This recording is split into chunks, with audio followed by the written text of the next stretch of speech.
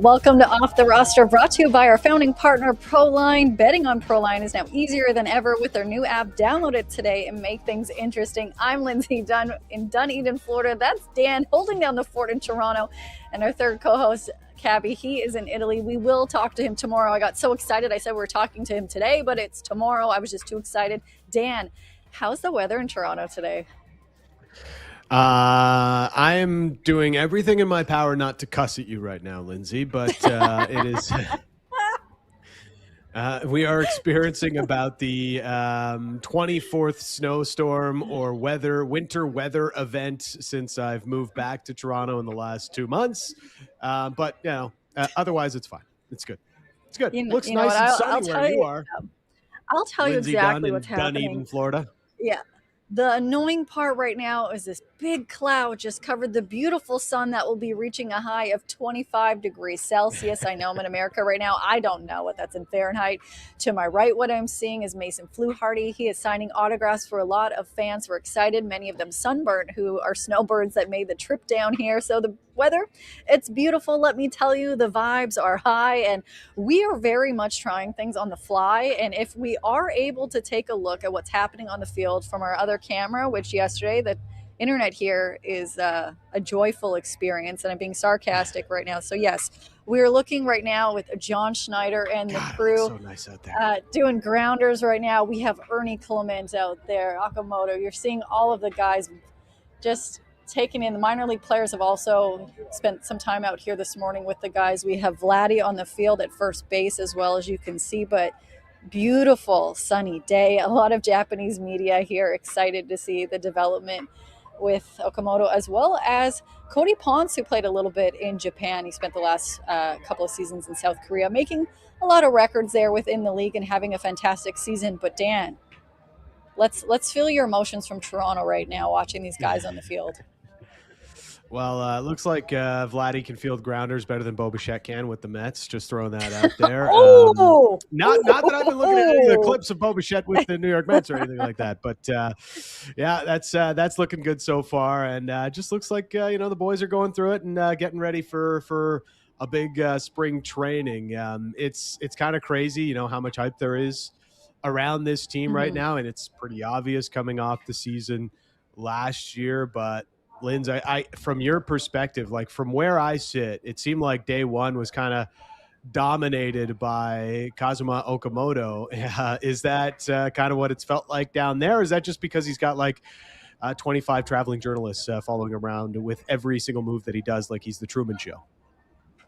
Option 2. It is option 2. As much as everyone is so excited to see this, it's definitely option 2, because anybody that has a media availability is asked about him because they're all so excited to see how he will impact the team. But for the most part, the storyline has been about injuries surrounding the Toronto Blue Jays the last couple of days. And we have some new video and sound that happened just a few minutes ago. Anthony Santander in the clubhouse spoke to print reporters. Cameras were not allowed in there, about the surgery he had to get in the offseason, how frustrated he is. And then right after that, skipper John Schneider spoke to the media about Tony Taters and gave a bit of a timeline of when that injury kind of flared back up. And Tony Tater said also that the MRI on his shoulder didn't show the extent of damage, because I know that's a question I have had. I know today on the new episode of 6 Inning Stretch with Merrifield, the former Blue Jay and MLB player, he was so curious of why they waited so long to get surgery. Well, it turns out that they didn't know it was as bad as it was. And here's what John Schneider had to say about the Anthony Santander situation.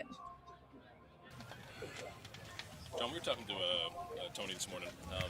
When you look at how this year can work for him, what's your hope for how this all plays out by late summer? Yeah, I mean, obviously want him back.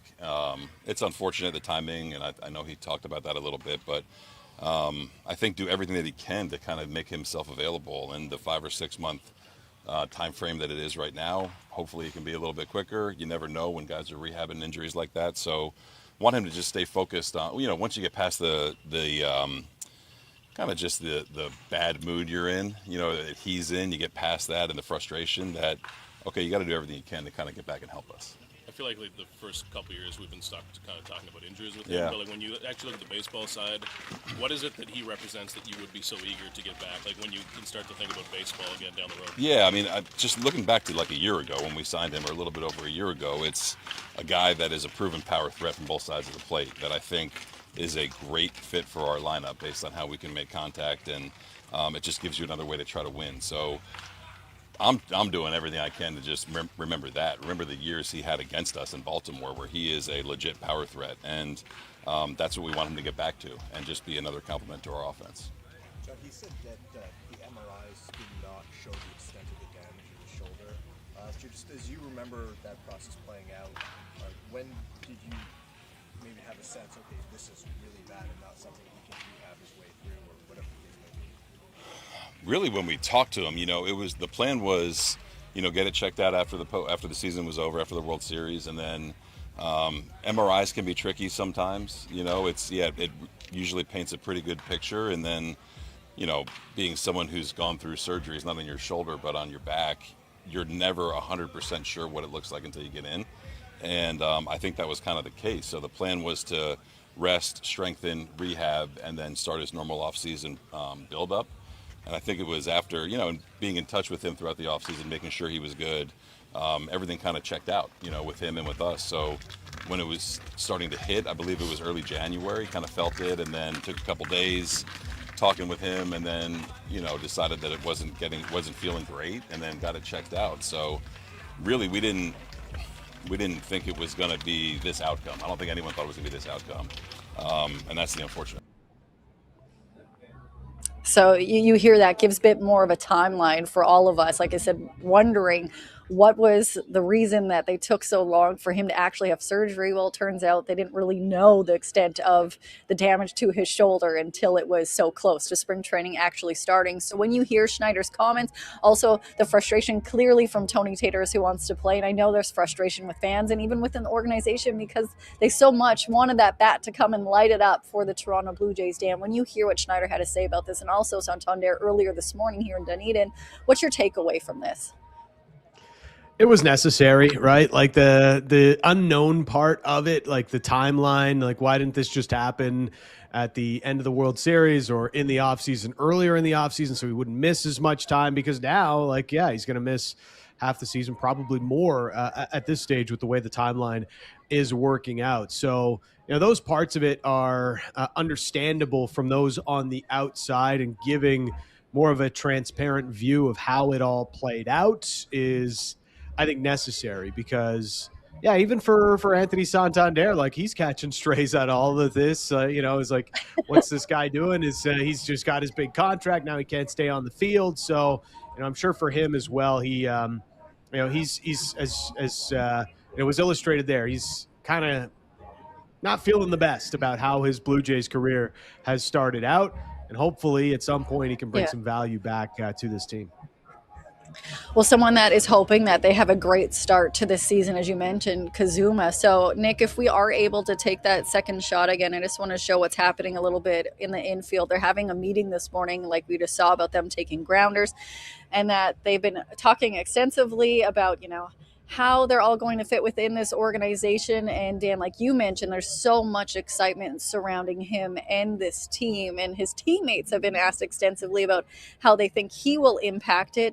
And we'll just go back to a clip of John Schneider talking about Kazuma, who's had some very funny translated headlines, and he's known to be a great guy already in the clubhouse. I think his work has been very serious and somewhat manly, as he said the other day. He's been great. I think just getting to know him, really, you can see the tools right away. You could see the swing, you could see the bat speed, you can see his, just talking to him, and his game IQ, So there's going to be some adjustments, we know that, with pitch clock and pitch calm, all that kind of stuff. When, ABS challenge is going to be new for everyone. But what I've seen is he's a really funny guy. And I think he's going to fit in with this group really well, and we're just trying to make him as comfortable as possible and make sure he's getting everything he needs to get ready for the season. And this group is cool because they have a very good knack of accepting guys when they're new and really making them feel comfortable. So far so good. So far, so good indeed. Yes, the vibes are high. You see a lot of them having conversations, some of them even trying to learn Japanese. You can see that the camaraderie is already really starting to build, which is a huge storyline that happened last year in that clubhouse. We all know the world pretty much fell in love with Ernie Clement, and the guys were saying, I just want to hang out with my buds a little bit longer now that the season is over. They didn't want it to end, but here we are already back at spring training. And Dan, I cannot wait to hear what you have to say out of this clip from George Springer, who had to face Tyler Rogers during live BP. And for those who maybe aren't in tune so much with his pitching style, it's a very unique submarine style, which you don't see every day. And here's what Springer had to say about that moment. It's way better when he's on your team to have to face him and not in a game. He's so unique. It's a very different eyesight, eye plane, all that stuff. I don't know how to describe his slider. I've tried to hit it. I can't. I haven't hit it. So yeah, he's very unique. Can I just say something very unique before your response? Andrew Scheer I don't know if he's even with the Conservative Party, is here, and he's standing across from me. This is so random. I'm sorry. This is happening in real time right now. So when you hear that, can you imagine having to face Rogers when you're at the plate? Yeah, kind of a sneaky part of the offseason, right? The Tyler Rogers signing and added to the bullpen. He's the submariner, doesn't throw hard, but he throws weird, and it's going to give the Jays just another arm angle to throw at teams. And he only gave up like a handful of home runs last year, so it's really hard to square him up, or has been, and hopefully that continues with the Jays. Clearly, George Springer thinks it's going to be tough, but did hear that Dalton Varsho took him deep yesterday in that BP, so it's going to be interesting to see where it goes, because I do think, for Rogers and the entire Blue Jays bullpen, they need that extra arm, right? And if he can be kind of that bridge to Jeff Hoffman in the ninth, that's just going to help this team lock down some wins early on in the season. You mentioned Jeff Hoffman. We have a one-on-one with him coming up in just a moment. Ooh. I think my audio and that might be having a fun time right now. No, we are live from. We're good. Okay, we're live from Dunedin, Florida. I'm just having that fun fact where everyone sounds like a robot on my end, and that being you, but you sound like an awesome robot, Dan. Sweet. The live BP happening in about an hour and a half is actually Kevin Gosman. I'm excited to see him. He has a mad duster, which is another storyline here at Dunedin that's not getting enough attention, is all the mustaches that we're seeing. Of course, we have David Schneider, but Dylan Cease, who was rocking a Hamburglar shirt today, I cannot wait to have him on the show to talk about his fashion sense is one thing. But another storyline, Dan, I think is about George Springer. He had such a great season last season. He had some huge moments at the plate, ALS, which they will be having that awesome bobblehead giveaway of Jumpin' George this upcoming season to celebrate the accomplishments they've had. There's been a lot of questions whether or not in his very young but mature age in MLB terms, will he be able to replicate that season? Here's what he said to us.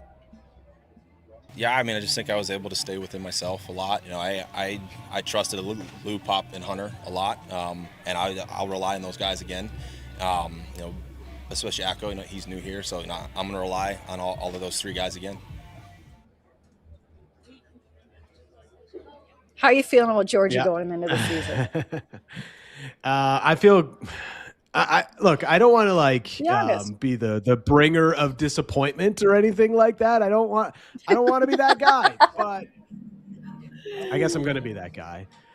I didn't expect a lot out of George Springer at age 35 going into last year, and he blew away expectations. He was better than any other Blue Jay, any other hitter on the team through the regular season. He was the most consistent, had one of the best age 35 seasons of any player in Major League Baseball history. And so, I loved everything that we saw from Springer last year, but I am curious if he's going to be able to keep that up. They don't necessarily need him to be as productive as he was last year, but they need him to be a lot of what he was last year. And that's the interesting part about where this Jays team finds themselves is there are a lot of really big pieces on this roster, really good pieces. They got the 4th highest payroll in all of baseball, but there still are some question marks about how they craft their way back to the postseason and potentially another deep run towards a fall classic. But I still feel good about George Springer. He definitely found the fountain of youth and found a new system that works for him, and DHing a lot certainly helps his body stand the course of a big regular season. But at the same time, it would be somewhat foolish to think that he is as good or even better than he was a year ago now at age 36. Yeah, I agree with you. I'll have some comments on that. You are looking at a live shot right now here in Dunedin, Florida, where the Toronto Blue Jays are hosting spring training. You can see John Schneider is speaking to a number of the pitchers, including Cody Ponce. You can see that he's got a sick flow. He's got some nice curly hair. He actually used to have a blog about his hair. Yeah, it's some nice salad. I'm not cool enough to use those terms, but they are talking to a number of the pitchers. Louis Varland, friend of the show, was also out there earlier. We'll see a lot of them throwing live BP later today. But when it comes to George Springer, as we're looking at this live shot, I remember last year he sat down on the bleachers with me to have an interview. It was pouring rain here, and he said he felt terrible. He was tired. He was sore. This is all before we were actually recording. But this year, he says he feels great. So if he wasn't feeling great going into spring training last year, they had an even shorter off season. I know I'm a very optimistic person, which ends up getting like a gut punch a lot because my hopes and feelings are so high and positive. But I am feeling good about George Springer and all of them. And he spoke about this yesterday. You can go watch the full media availability on YouTube underneath the Nation Network. The hunger they have to come back to get to the World Series and win. And that is what you want to hear from the team. You don't want to hear it was okay, blah, blah, blah, blah, blah. It's just they're excited. They are hungry rather to get back to the World Series, and there is a compete. So I am feeling quite optimistic about George Springer. There's also a moment posted on 6 Inning Stretch as well as Off the Roster between George Springer and Vladdy, who we know from their amazing acting commercials and Uncrustables. They've been joking around about how Vladdy stole his shoe yesterday, and he had to do the media availability with the cleats. So you can see that camaraderie is still here. George is feeling great.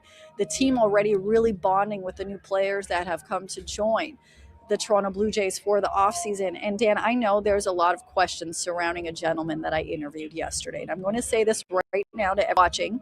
You can yell at me in the chat. You can DM me how much you hate this or my style of interviewing.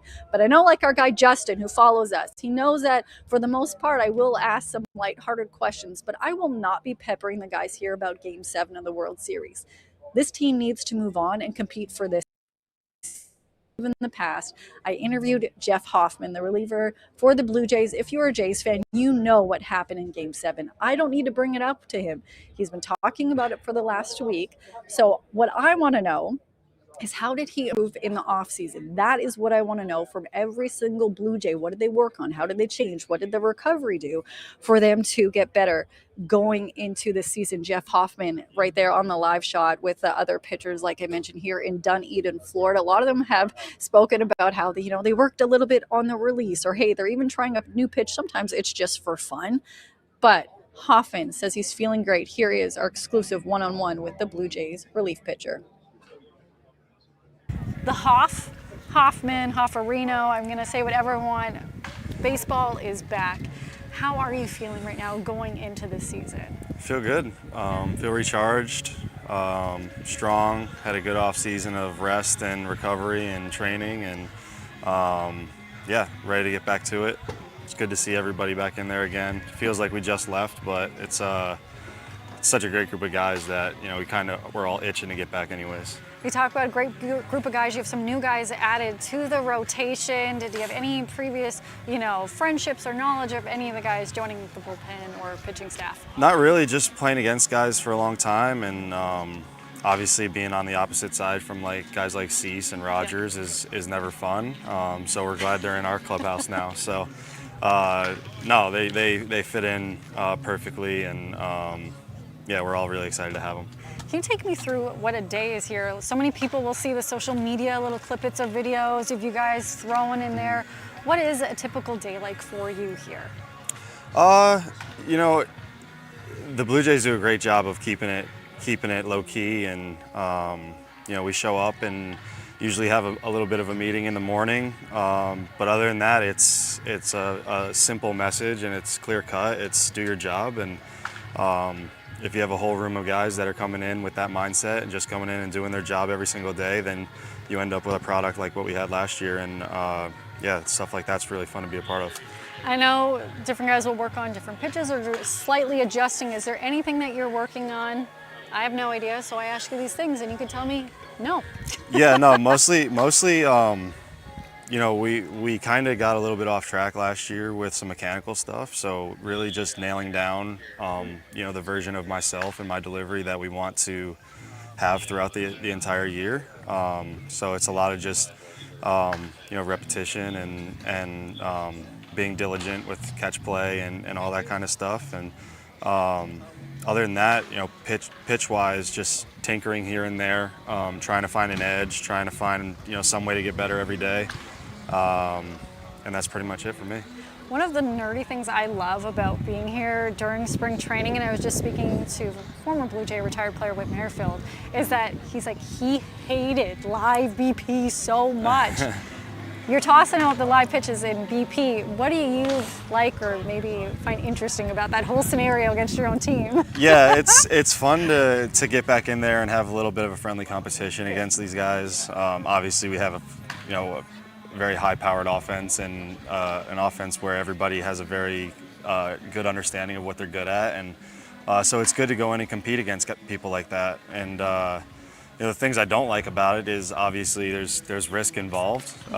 So you know, you got a guy like Vladdy standing in there. You don't want to throw it anywhere near him. So it's not always as realistic as it could be, because obviously you're not trying to, you know, get in on his hands or anything like that in a situation like this. But yeah, other than that, it's a lot of fun to just get out and compete again.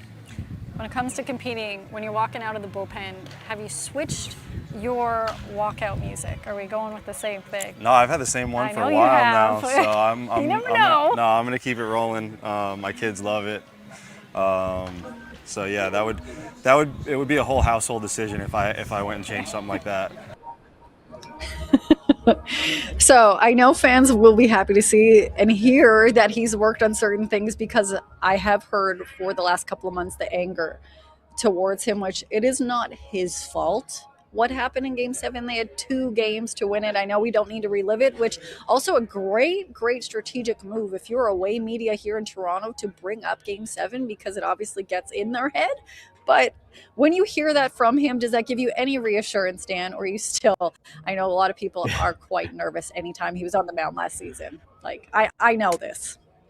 Yeah, it's look, Hoffman was a good pitcher for the Blue Jays last year. He was really consistent at times, but there were also times where he wasn't as consistent. I think that was some of the workload too that the Jays had put on him. You could see his velo numbers would spike up when he had enough rest in between games, but that's all in the past. You know, Jeff Hoffman's still a really big part of this bullpen, because the Jays, you know, maybe are going to look to add again at somewhere near the trade deadline over the course of the year. And, you know, whatever happened last year, it just feels like Jays fans want their Bill Buckner. You know, I don't know if they want their Bill Buckner, but they're like looking for their Bill Buckner. You know what I mean? And, you know, it's not really Jeff Hoffman. Yeah, he gave up that home run, but, you know, those things happen. Shane Bieber gave up a big home run. You know, Dalton Varsho had a bunch of chances with runners in scoring position in that Game 7 to drive in a runner or something to that effect, just get a ball into the outfield. And, you know, he couldn't do that. So, you know, like a little bit of the blame, when you lose, a little bit of the blame goes everywhere. You look at every single moment, and to put it all on Jeff Hoffman is unfair. He's still a big part of this bullpen, and the Blue Jays are going to need a lot out of him this year to get back to where they want to go. What they're wanting to also see a lot of out of this year is another great start from Treyu Savage, who is on the mound right now. You can see them running drills here in Dunedin.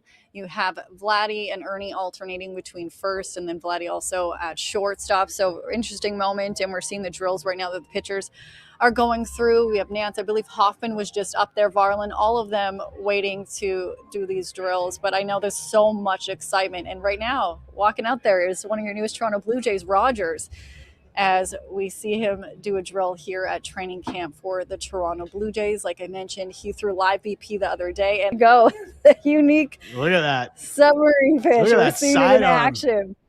It's not even sidearm. It's submarine. It is just unique to watch. And a fun fact, that was my first time seeing it in person as well, because I missed live BP the other moment when he had it. So yeah, there's so much excitement about this squad, and many hoping that Hoffman has a more consistent season. I was happy to hear what he worked on, to put that politely, in the off season, but it's been interesting. We're also going to hear from Andres Jimenez today. He'll be speaking to the media this afternoon for the first time since the end of last season. I don't know if you know the rhetoric surrounding him. There was a lot of hate towards him, saying that he purposely tried to get hit when he had that at-bat in Game 7. There's so much negative comments surrounding it from other people that are not Blue Jays fans. I didn't know how intense it was. But he also, if anybody can verify this, his Instagram is private. I don't know if it was like that before or after the playoffs. I'm not somebody that is extremely active online, so I'm not active in the chat right now because I'm clearly watching this live with you guys. But it's been interesting, and it will be interesting to hear what he has to say. He also will be representing Venezuela at the World Baseball Classic. We will also be hearing from Dalton Varsho. But another big storyline surrounding Major League Baseball, as we are watching this live shot of the Toronto Blue Jays pitching core. And yeah, Cody Ponce out there.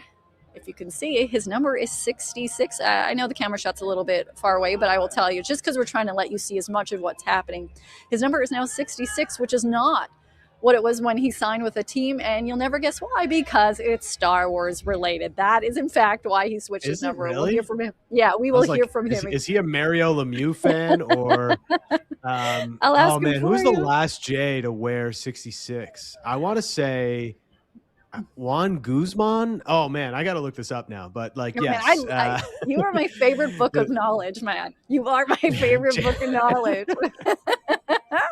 I think it's Juan Guzman. I don't know. He might be the only guy that wore 66 for the Jays, but maybe I'm missing it. I'm messing this one up, and the chat can let me know if I'm wrong.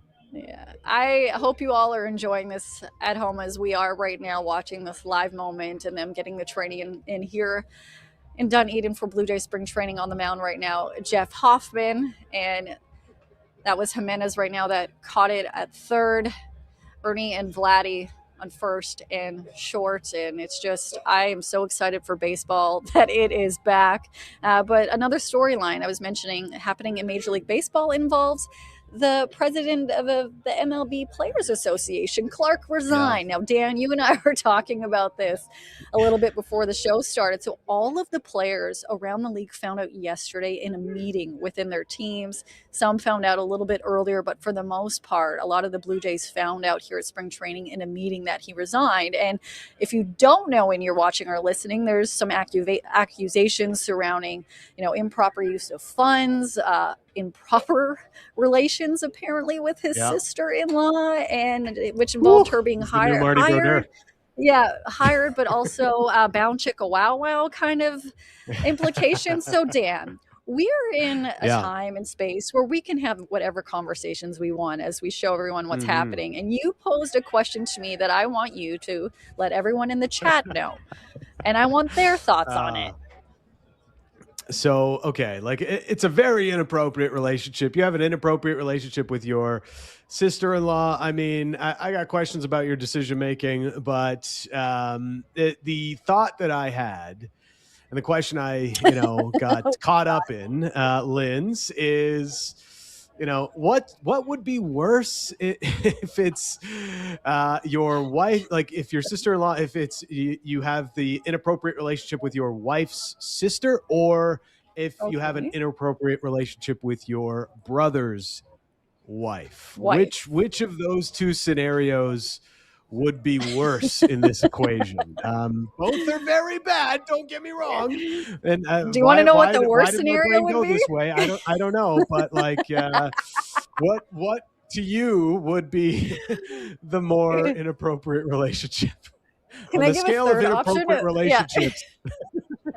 the flaming hot Cheeto scale of like inappropriate scales of relationships. And the worst scenario would be if it was with his sister, because that's what I read first yesterday. I thought the relation was with his sister. I'm like, what is happening?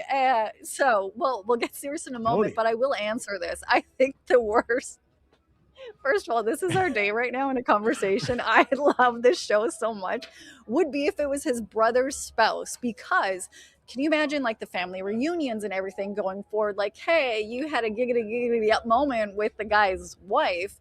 So that's awkward. Yeah. And if by chance the wife stayed with, or the brother stayed with the wife and the other guy, he's out. But if it was your wife's sister, well, then you just get a divorce and then you never have to see them at the family reunion. So that cuts that tie immediately. So it's way less messy. But the serious impact of him resigning is that there's so much conversations about, hey, the Dodgers ruined baseball, and that, negotiations and a potential lockout happening after this season is done. I know from a lot of players that I've spoken to who are not on the Blue Jays roster, they were not happy with the president of the Players Association. They don't like the way that some things were negotiated or just the conversations surrounding a lot of the teams. So there is a 99.3% chance, I think I saw someone say, of hope that there won't be a lockout because there will be a new president of the Players Association. They did not vote anyone in yet. There's more conversations about this. But you can either go glass half full or half empty when it comes to the scenario if you're a player or a fan, that there will be change. And you're hoping that it potentially is a better change and one that is beneficial for the players and hopefully the fans, because most of the owners have $4 bazillion, Dan. Yeah. Well, and I mean owners of the teams. Yeah. The owners of the teams, they've made it pretty clear. And from all those reports, I mean, hearing Jeff Passan talk about it yesterday, and the way that the insiders have sort of framed this collective bargaining agreement negotiation, owners are ready to dig in their heels and fight for the salary cap that they think or want for the future of the game. And that means, the players are going to get locked out if there are some owners that really, truly want this, no matter what.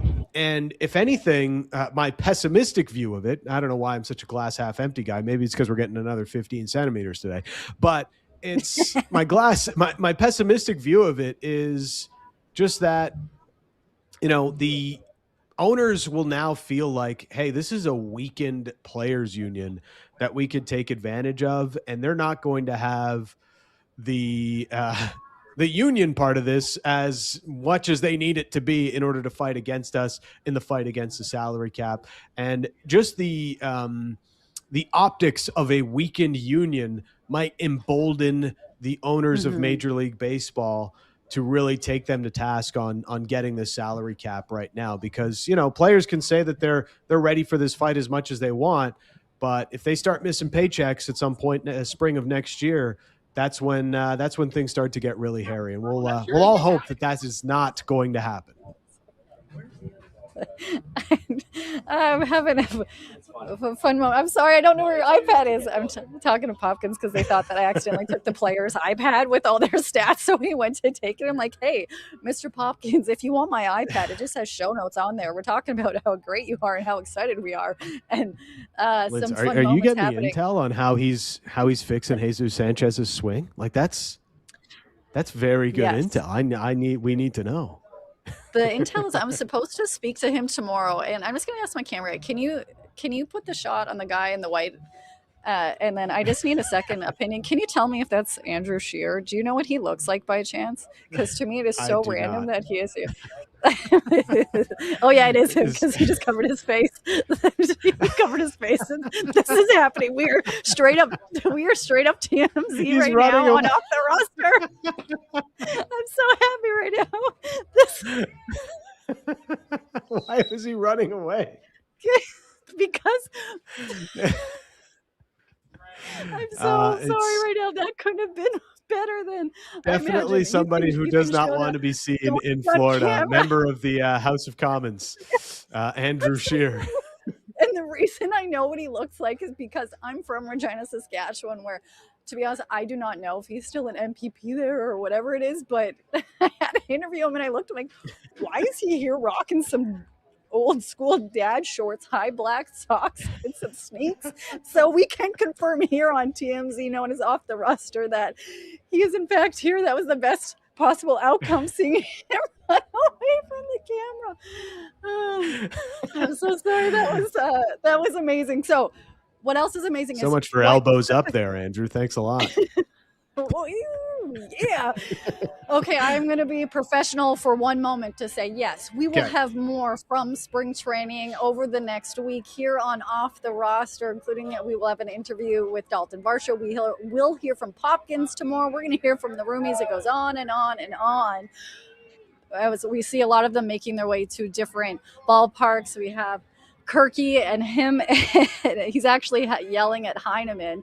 You can see on your screen right now. They're having a little conversation as they go to different areas around the ballpark, because they will be having to catch live BP later today, like I mentioned, with Kevin Gosman. We'll have a lot of coverage on social media. Make sure to follow us on Off the Roster Pod. And if you are not following us on YouTube already, the Nation Network, go like, subscribe. We're going to have the player availabilities posted there, including the one from Jimenez that is later this afternoon. But you had a fantastic interview this morning, so set it up for the people so we can hear about what could potentially happen on the ice tomorrow for Canada. Let's go.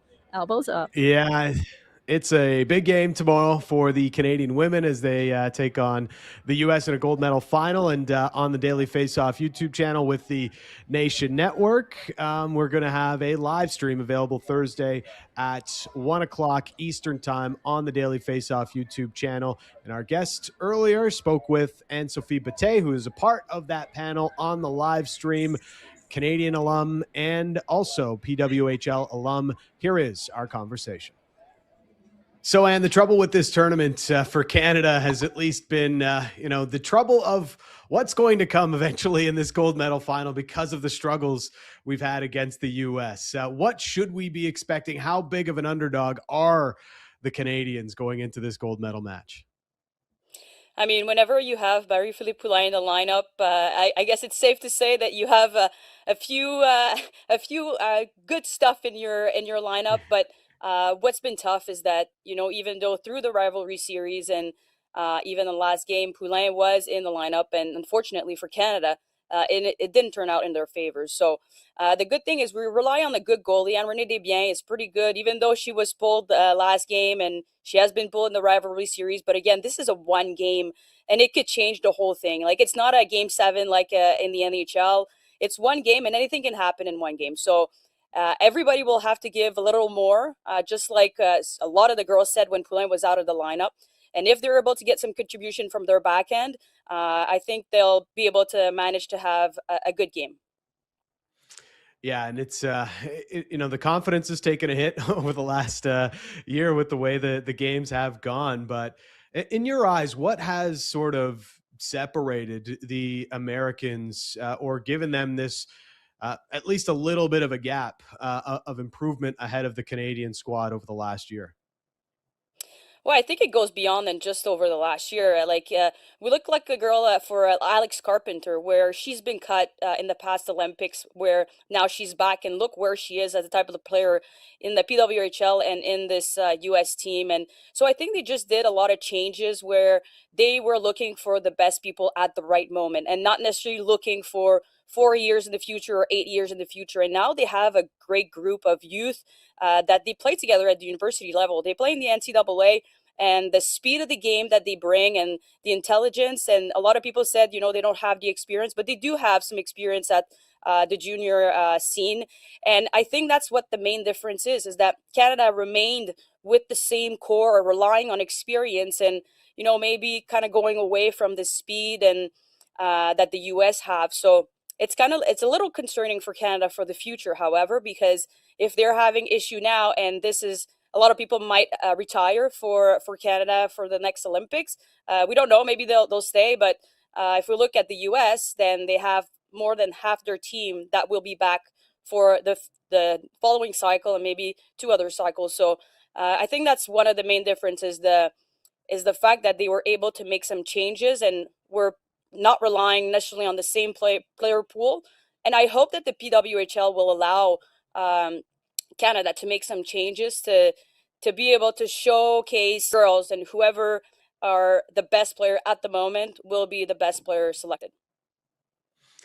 Yeah, and I think that's going to be an ongoing storyline. You were with Montreal in the PWHL, and this is our first Olympics with the PWHL here, and it's growing. You know, there's expansion teams this year, and I just wonder, not just from like the U.S. and Canada perspective, but also, you know, how much more competitive the other teams will be able to get, as you know, now that there is a more stable professional game for women to come up through. Yeah, I think the good sign of that is that other countries are getting better, and they put money and the resources. Sometimes they bring people from Canada to help. If we look at Team Italy this year, the whole coaching staff was from Quebec, and I'm not saying the greatest people are from Quebec, but I'm just saying that they're getting resources outside of their country. And if we look at the people that they play in Italy, I think it's below 500 players, so that's not a big player pool. And the fact that, yeah, they're the hostess team, but they were able to showcase an amazing competitive game and tournament, especially against the U.S. And I think that the U.S., when they faced Italy, they've never faced a game like that where they were physical. So I thought that was good, whether for Italy or for the United States, because I think it's going to bring the USA to a better place if ever Canada decides to be that way. We look at Finland, we look at Switzerland, Sweden. These are all teams where they've narrowed the gap, and we don't see any blowouts like 15-0, where we used to see that a couple of years ago. So the fact that the gap is what, 5 or 6 goal difference, is a sign that it's getting better and games are getting closer, and hopefully we're going to get a bit more parity over the next year, because that's what fans want. You don't want to see any blowouts. Like, it's kind of boring at some point, but when there's a competitive game, it's like, okay, how long can these two teams face 0-0 for the first period or second period? Like, that's what keeps you at the edge of your seat. And I think the growth of women's hockey has developed over, if we just look at the last 10 years, it's been incremental, the growth that has been happening all over the world. Now, I know it's never about one player, Ann-Sophie, but it is Marie-Philippe Poulin we're talking about. I know you referenced her earlier, but she had the 2 goals there in the semi, and she's going to be playing here in this final. Just how much does she change the game for Canada, not just with her own, ability, but also, how much she's sort of a pillar for the rest of the roster to rally around? Well, she's somebody who has a huge impact in the room, and she might not be the person who talks the most, but when she does talk, it's meaningful and it comes from the heart. And you could see that she's so passionate for the sport. And what brought her there is, whether she was 18-year-old or 24, 35, or I think she's 34 now, but like, that's the strength and the power that relies within her, and that she's able to carry and share her passion with the team. And the greatest goal of what she can do is scoring differential goals. And if she wasn't there, maybe they would have lost to Switzerland. I mean, she had the only 2 goals of the game, and Switzerland had a good competition against them, and that's what she can bring. She brings the in magical moments where you think it's almost over. Well, it's not, because she's there and she's able to make that difference. But beyond that is, I think she wants to make other players better. And that's, for me, it's not just a good player, it's a great player. If you're able to be great and then help your teammates be better and greater, that really shows the sign of a leader and the sign of one of the greatest player of all time. So I'm thinking about ways that Canada can beat the U.S. here. They lost 5-0 earlier in the tournament. Does it have to be like an ugly game? Hearing the quotes from some of the players, it's going to be a bloodbath. We're going to have to give it our all. It feels like it's kind of like Canada's going to have to play a bit of an ugly game to keep things close here.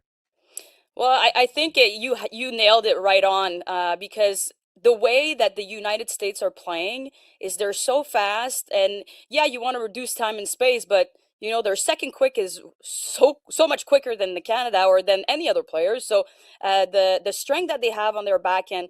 Now, they didn't spend that much time in their defensive zone. So if Canada can put pressure on their Ds and making sure that we can spend time in their zone, that's going to be a good sign. But earlier I was referencing to Italy playing the US, and getting under their skin is what they haven't faced all that much.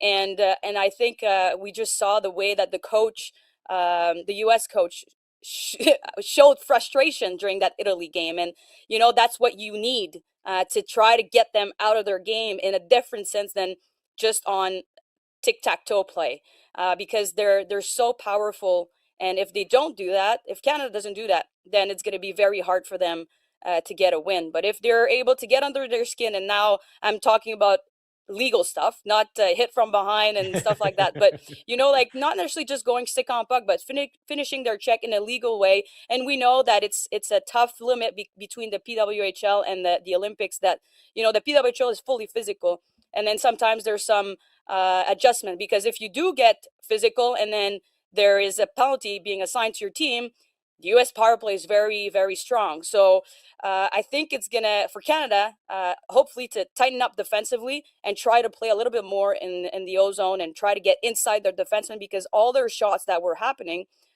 were from the outside. And the good positive thing that I tried to take out from the game that they played against the U.S. is that they had 20 shots in total in that game, but in the first two periods they only had 10, and in that third period they also had 10. So if they are able to start the game the way they finished, hopefully they're gonna need to have right from the get-go and play a full 60 minutes.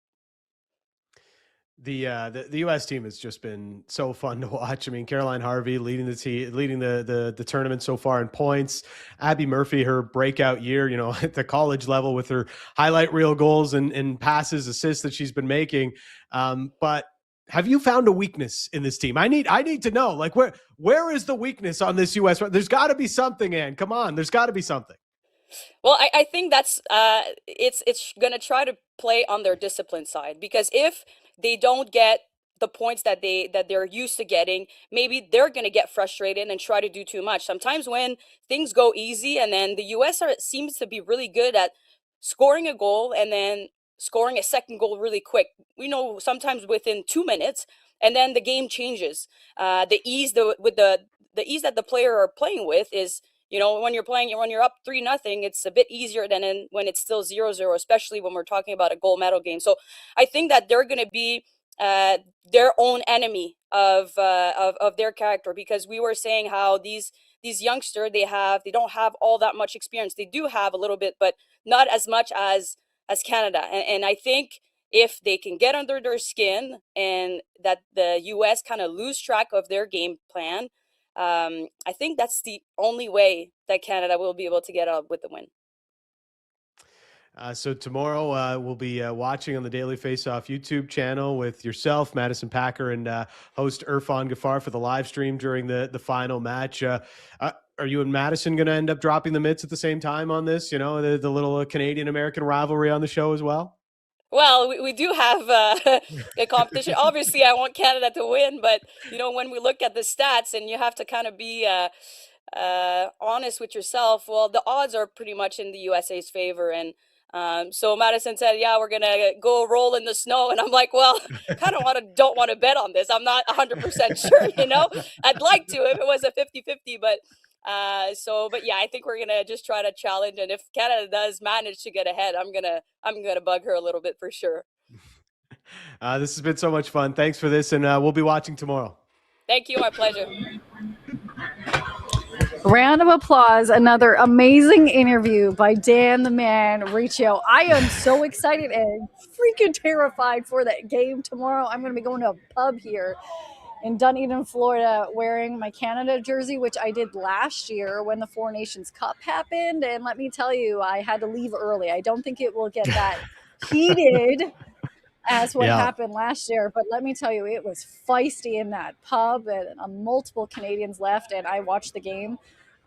Thankfully, they won from my hotel, because I was actually scared that somebody might try to knock one of my teeth out. I'm like, hey, not today. I don't want you to be fighting any Florida mans there, Liz. Because my money would not be on me. But I want to go through a couple of headlines right now and just get your reaction, and anyone in the chat's reaction right now. And someone actually brought this up to me today. Hey, you're seeing Sweden take on USA in the men's, I believe, quarterfinal. Who are you cheering for? Austin Matthews and William Nylander as a Toronto Maple Leafs fan, I'm like, oh, I never thought of it that way. I just thought of it as country. So Dan, when you have to look at it that way, take off your journalistic cap and be just a fan of the Toronto Maple Leafs. Nylander or Matthews, who is Captain Canuck. Oh, no, he's not Captain Canuck. He's Captain, he's Captain Eagle America. Man for Team USA. Yeah, I'm a Captain Eagle Man. Okay. I would say this simply as a hockey fan and wanting to selfishly see Canada versus well, I'm making it the question, Linz. I do selfishly want to see Canada versus the U.S. in the final. If I were to be wearing my Canada hat right now, and I've got the light on in the background just for Canada, who's up 1-0 right now on the Czechs, thanks to another Macklin Celebrini goal because the kid's a freak. It's LFG. Like getting Sweden in the final would be a more optimal situation for Canada. Like I'd feel more comfortable that Canada can beat the Swedes than I will against the U.S. Though I think the way that I felt about this tournament lately is that Canada would be the favorite in a gold medal final against the U.S. So the opposite of what's going on with the women, but not a heavy favorite still, because the U.S. is just so good and their defense is probably better and their goaltending on paper looks better than Canada's. So that's how I look at it. But ultimately, I think for hockey and the growth of the game, Canada versus U.S. final would be most optimal. So sorry, Willie. Sorry for not answering my question. No, I'm just kidding. You did answer the question perfectly. When I had to think of it in that way, it was like, well, William Nylander. And then I was like, oh, well, then I feel bad because Austin Matthews has all the pressure in the world on him as Captain Eagle Man. And it'll be interesting to see what happens there. Captain Eagle Man. I'm trying to think of the reference. I want you to interview Austin and call him Captain Eagle Man. I'm like, hi, Captain Eagle Man. It would be almost as you calling Jeff Hoffman Hoffaroni. That's Hoffaroni. Well, it's like last year, some context, we were laughing. He is truly a lovely person. When he finally kind of came back to the Blue Jays organization, if everyone remembers the story, like years ago in the beginning of his career, he was with the Jays and it just never happened. And so that last season was the first time he actually got to be a Toronto Blue Jay. And there was that moment that happened at the Pearson Airport last year in Toronto. It made world headlines when the plane flipped over because it was so icy. Well, I happened to be covering this All-Star game in San Francisco for the NBA. And I made my way to Dunedin, and my camera guy wasn't here because of all the flight delays.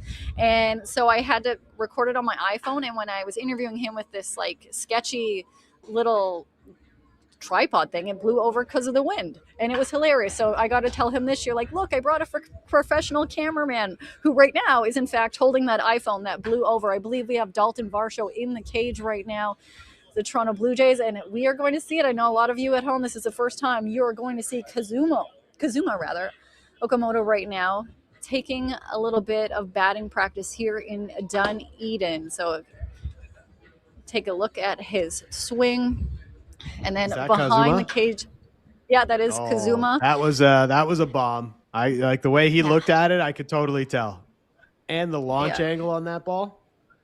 Very good. And then while you're watching that, just to the bottom left of your screen, keep that shot the way it is. That is Dalton Varsho sitting there watching him, as well as Ernie Clement, who is sitting on like the bin or whatever you want to call it. And then behind the cage, you have Popkins, who's rocking out right now. And he was the one who was trying to grab my iPad because they wanted to actually put the tunes on, which has had George Springer dancing for the last couple of days. So they've been rotating right now through the live BP. And that looked like a fantastic hit by Vladdy. Yeah, doesn't that sound? I'm going to be quiet so you can hear it on this hit. Love the crack of the bat. This, if I was smart enough or ever actually had my ringer on, I would have the crack of the bat as my, not only like, when you get a voicemail or whatever, but every single text message would just be going off. My gosh, yeah. Calm. They're all enjoying this. There's been Vladdy's admiring that one. Very interesting take. Who else is giving you this fizz right now? Like seriously, Linz, like you're bringing us right into Dunedin, Florida. We don't even have to be there. This is amazing. The answer is we as a unit, as a team here at Off the Roster, are bringing this viz to everybody. This is a team effort that, yeah, Vladdy, look at this, walking right in front of our camera. And there's been a little competition in the music that's been playing here. Popkins is in charge of it. He's had some interesting playlists. At one point, we had Morgan Wallen versus Chris Stapleton versus Bad Bunny versus some sexy jazz Kenny G music that was playing. And you know I'm going to get to the bottom of why he has certain playlists. And I know some of it is to get the players to hurry up so that they will not have to listen to it. But yeah, and then in the outfield earlier, we also saw Addison Barger. They were out there catching, but right now, yeah, they're taking BP. You're looking at this right now, Dalton Varsho live shot of George Springer in the cage here in Dunedin, Florida. While we're watching that, I will give you another headline to react to. And I know it's hard for all of us to concentrate because we're so excited about baseball, but Tiger Woods isn't ruling out a return to the Masters. I know that headline is everywhere. I am so excited about this moment. He's had 97,000 back surgeries. I cannot imagine the pain that he is in. But if he can be pain-free enough to get that swing and be in the Masters, I am all in. And hopefully then we'll have you at the Masters doing that live shot alongside Tiger Woods. But when you read that highlight, heard the words out of his mouth, because he was asked, like, hey, are you ruling out a return to the Masters? All he said was no. So yeah. When you saw the headline, though, how are we feeling? Oh, it's that's the dream. Just getting to see Tiger lace it up at the Masters yet again, and I'm torn about it to some extent because I know, okay, like what happens if it's cold? You know, he's not even going to make it through, and he's probably not going to make the cut, and like they're throwing out 200 to 1 as the number. It's like 200 to 1 for what? The guy he's coming off of torn Achilles tendon and now a back surgery disc replacement in October. 200 to 1 to what? To make the cut? Just to like show up and play all 4 rounds? 201? Sorry. But I like at the same time, I have this like irrational like Tiger fanboy up and watching him. And it's just like, of course I want to see this. You know, I want to channel those early memories, and then if it goes horribly like it has for the last number of years since he won in 2019, you know, then I'm like, maybe it would have been better just to like keep the Tiger memories in the memory bank and not at the forefront and see this version of Tiger. Like maybe it's just time for the Champions Tour, you know, ride around in a cart and go crush Bernard Longer and whomever else. Wow. All I know is if it does happen, you and I will be wearing red shirts in honor of Tiger Woods when he's playing in the Masters. Yeah, Sunday Red. I am excited for that moment. We have a lot of headlines that we will be discussing over the next couple of days surrounding Toronto sports. There's some Leafs news, but what I am really curious for today is your ProLine pick of the day and how you are going to do after what happened yesterday. Because the new ProLine app is here. If you think you know ProLine, think again. This isn't the old ProLine. The new ProLine app is here. Betting online with ProLine Plus and betting in store with ProLine are both easier than ever with the new ProLine app. It has more sports, more leagues, and more markets than ever now, and more ways to same-game parlay your favorite sports. Dan, what is your pick of the day? Well, we had a bad beat yesterday. Lucas Raymond was the play. He ended up with 3 assists, not an anytime goal. So we're back to the drawing board today. And we're looking at those teammates that we talked about earlier. It's the U.S. versus Sweden in the Milan games. And sorry, Willie, I am going with Captain America. Auston Matthews has been one of the most, if not the most dangerous forwards in all of the games so far. So we are headed with an Auston Matthews anytime goal in today's big matchup at the games. You called him the wrong captain. I'm pretty sure it's Captain Eagleman. Like, come on now. I'll leave you to Captain Eagleman, okay? Hello, Captain Eagleman. How are you doing today? Hofferoony. I know. I can't wait to hear what I call Varsho today. Oh, I was talking to him yesterday. Just for a moment, let's take a look at what's happening in the cage one more time before we let the viewers go, because we will be continuing to bring you coverage here from that Dalton Varsho hit an absolute bomb. That is what has happened. Again? Yep, that is him again in the cage. He's got a smooth swing. Like if you're listening on podcast, you're going to have to go back and watch this on YouTube. You're getting a live look in at Kazuma Okamoto taking BP for the Blue Jays. And also, you need to go watch on YouTube underneath the Nation Network, because we had a full TMZ hilarious moment where we had a member of Parliament run away Yes. from us. Oh, this is such a great day. It's not even funny. So yes, you're looking at Vladdy just hitting a bomb. We're seeing George Springer making his way into the cage. This will be the final one that we will show you today, as we will continue our coverage from Dunedin Toronto Blue Jays spring training camp over the next week. Tomorrow we will have clips from Jimenez. We also should have an interview with Dalton Varsho, who is watching this, and he is stepping into the cage right now, and you better believe I'm going to be asking him about his acting skills, which is something I teased him about yesterday off camera, and he was so mad at me he walked away. So yeah, a lot of we obviously there we go. One swing, that's all he needed. That's what's up. Varsho could hit 68 home runs this year. I think it's possible. And the celebration happening here in Dunedin. Thank you so much for joining us here in Off the Roster. The vibes are high. They're all hitting it on the first swing and cheering. But we'll have more coverage from spring training here tomorrow. Make sure, like I said, to follow us on YouTube underneath the Nation Network. We'll be posting the availabilities here, as well as our exclusive interviews. And we obviously will continue to have amazing interviews from Dan. We'll be talking winter games, and our pal Cabby will be back. Thanks for joining us for Off the Roster. Hope you enjoyed this video. If you want more Off the Roster content, make sure to like and hype this video and subscribe to the Nation Network YouTube channel.